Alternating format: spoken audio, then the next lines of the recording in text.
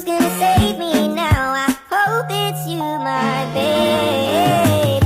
Don't change a thing, you are. Assalamualaikum warahmatullahi wabarakatuh. Perkenalkan, kami dari kelompok 1 yang membahas tentang kerajaan di Samudra Pasai yang beranggotakan saya Nurinda Asriza Nasution, Saya Enis Nadia Untari. Saya Amriasa Nasution. Saya Sadila Pratama. Di sini saya akan menjelaskan secara singkat sejarah kerajaan Samudra Pasai. Samudra Pasai adalah kerajaan Islam pertama di Nusantara yang berkuasa dari abad 13 sampai abad ke-16. Samudra Pasai terletak di pesisir utara Sumatera, yaitu lebih tepatnya di Lok Sumawe, Aceh. Kerajaan Samudra Pasai didirikan oleh Meurasilu pada 1267 Masehi. Meurasilu bergelar Sultan Malik Al-Saleh. Sultan Malik Al-Saleh memerintah pada tahun 1280. Samudra Pasai berdiri tahun 1267 dan berakhir tahun 1521. Berikut nama-nama raja yang pernah memerintah di kerajaan Samudra Pasai. Yang pertama, Sultan Malik Al-Saleh yang memerintah di tahun 1267 sampai 1297.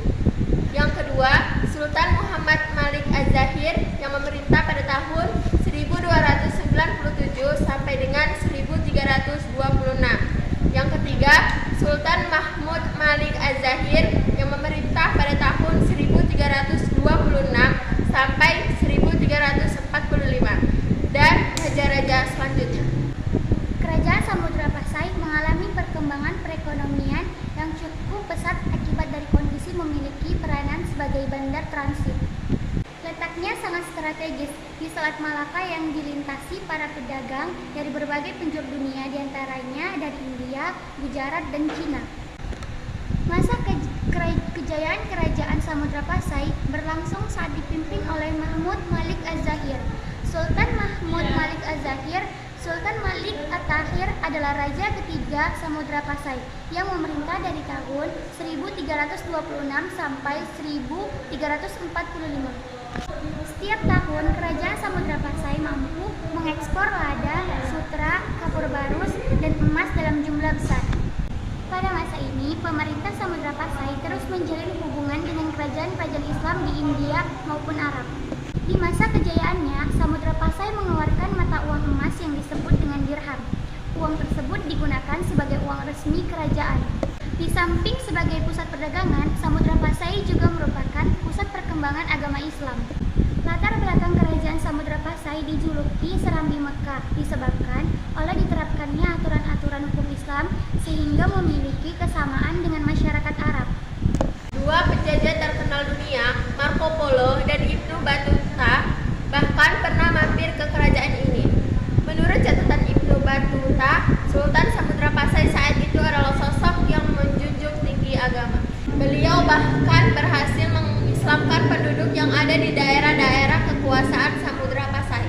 Berikut beberapa faktor yang menyebabkan runtuhnya kerajaan Samudra Pasai.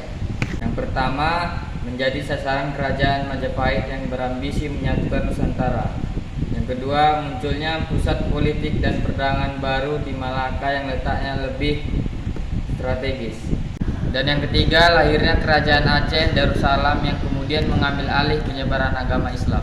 Adapun peninggalan kerajaan Samudra Pasai diantaranya adalah makam-makam raja kerajaan Samudra Pasai, koin berbahan emas sebagai alat pembayaran di masa kerajaan itu. Yang ketiga, lonceng Cakradonya, dan yang keempat, hikayat raja-raja Pasai.